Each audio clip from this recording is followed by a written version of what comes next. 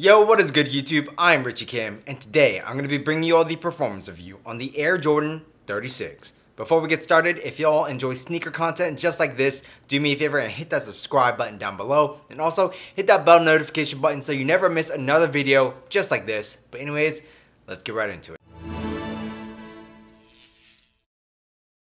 As always, starting off with the traction, the Air Jordan 36 features a herringbone traction pattern, and that is across the entire outsole. And the traction on here, even though this is a translucent rubber, was actually really good. If you are playing on your clean courts, you are going to have no problems whatsoever. You will be able to stop on a dime and make those super shifty movements with no problems at all. If you are playing on your average courts, like your LA Fitness, 24-hour Fitness, etc., the traction is still really good. Depending on how much dust there is, you may kind of like slide to a stop, but it's a very small slide. And this traction does pick up dust. As you can see, there is still some dust accumulated on the outsole of the shoe, but even when dust accumulates, like I said, you will probably have a small slide to a stop, but as long as you wipe, I would say your stops are going to be fairly good. But yeah, if you're playing on your clean courts, you're going to have no issues at all. Overall, I would say the traction on here is really good. Just make sure if you are playing on your dustier courts that you do occasionally wipe to maintain that really good traction. So moving on to the cushion, the Jordan 36 features what I believe is a full-length Phylon midsole, and within this you have a full-length Zoom Strobel unit, which is amazing. And then in the forefoot you also have an additional forefoot Zoom unit, which you can kind of see the outline of right here in the outsole, and it is very, very nice. If you all like the feeling of Zoom, you will love the feeling of the cushion in this shoe. It is very, very Zoom-esque. So what you're gonna get is a lot of bounce, a lot of impact protection. I would say the court feel isn't the best just because there is a lot of cushion going on in the shoe, especially in the forefoot. However, like I said, a lot of impact protection, which is nice. If you do want a more responsive cushion setup, this probably isn't it. But for me, myself, I just love the feeling of Zoom, and I would say this is still responsive enough for me. So I really, really like the cushion setup in here. Just all the Zoom in here makes this shoe very, very fun to play in, and the fact that it's double stacked in the forefoot makes it that much better. So moving on to the materials, the Jordan 36 is said to feature a Leno weave upper with TPU ribbons going throughout the shoe. And basically what you're gonna get is like this textile, which I guess is a Leno weave. And going through it, you do have like these TPU strands, which you can kind of see, they're like kind of shiny. And that just basically reinforces the shoe. And from a material standpoint, to the touch, I mean, it definitely doesn't feel like premium or anything, but it is super lightweight, which is awesome. And because it's lightweight, it's super thin. And even though it's all those things, it's still very supportive, which is amazing because that keeps the shoe very lightweight in general.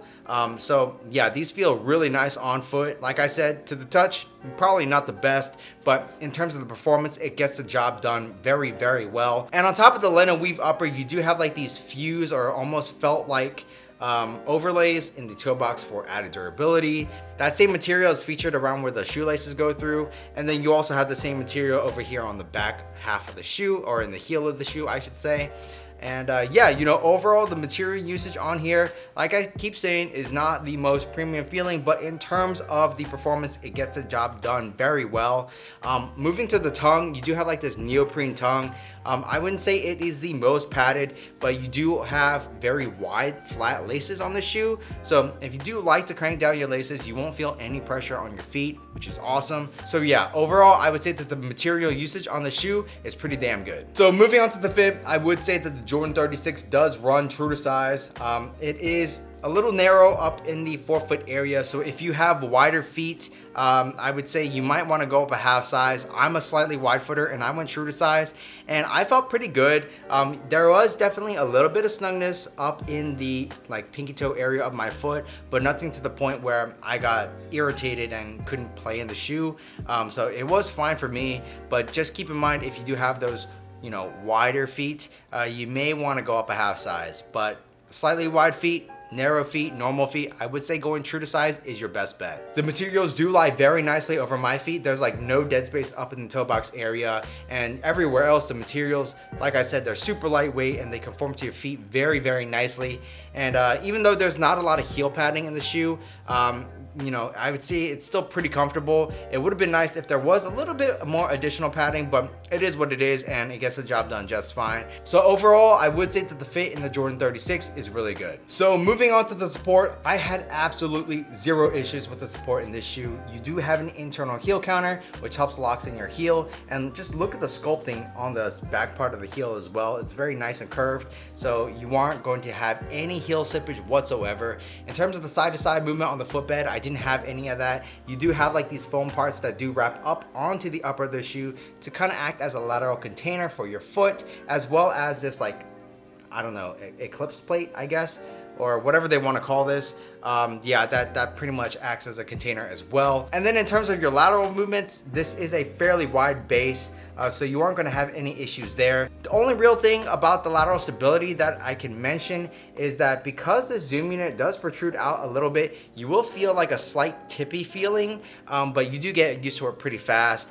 And especially if you're putting a lot of force on that area of the shoe, the zoom unit, you know, it's going to compress, so you really won't have any issues of wanting to roll over on those lateral movements, but that is just something to keep in mind. And then in terms of the torsional rigidity and stability, like I say, you do have this plate right here, and it is super stiff, super rigid. You can't twist and turn the shoe, so you are covered there as well. Overall, the support in the Jordan 36 was really good. So Jordan 36 retails for, I believe, $185, and for $185, you know, that's pretty much in line with the previous Jordan releases. So if you are okay with the price, this is definitely a great performer.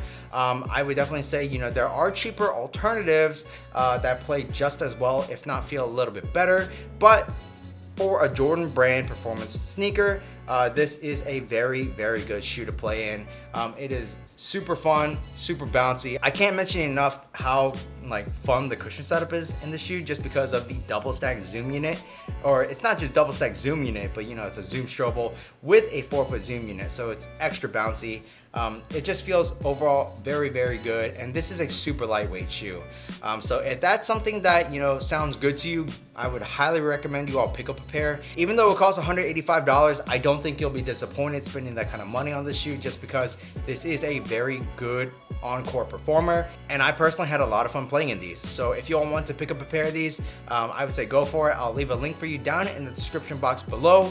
That's pretty much it for this performance review. If you all like this video, do me a favor and hit that subscribe button down below, and also smash that thumbs up button for me, as it really does help me out. Also hit that bell notification button so you never miss another video just like this.